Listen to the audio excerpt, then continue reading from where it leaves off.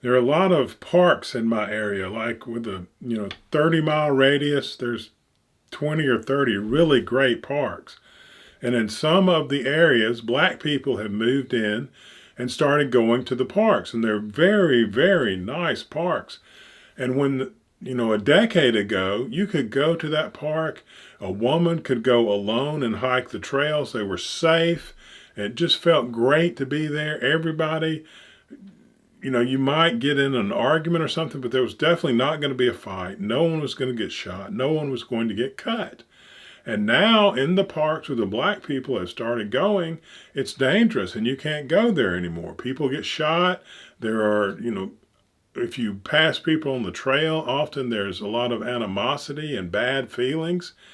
And that is what really happens. And everyone knows that it repeats itself all over the country, that when black people move in, it starts to get hostile. And black neighborhoods are extremely hostile. And that's why people don't want to live there, including the black people. And that is what's interesting, is that if you have the park and there are black people coming around the trail and they have short hair and khaki pants and they have, they act white and they look white and they speak well, then it's not a threat. And you just say hey to them and it's not a problem. And it's not the race, it's the culture. It's white culture, how you behave in a park. And there is an aspect of white culture that's just like that aspect of black culture that's hurting the park.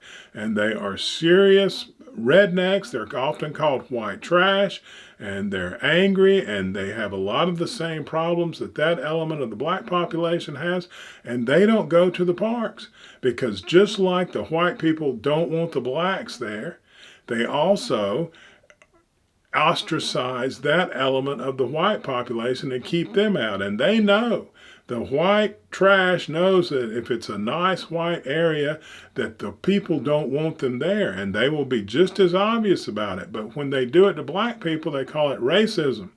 And when they do it to white people that can't uphold the social norms of a nice environment, no one says anything about it. And they pretend like that whole class of people just doesn't even exist. We have to start looking at things honestly if we're going to fix them. It's not going to be a magic pie in the sky answer. It's going to take serious desire to make things better and a larger principle that we care about America, that because not the physical landscape of America, but the principles of freedom and respect for humanity. And if we keep those as the overall reason, we can start looking at things and really, really making things better.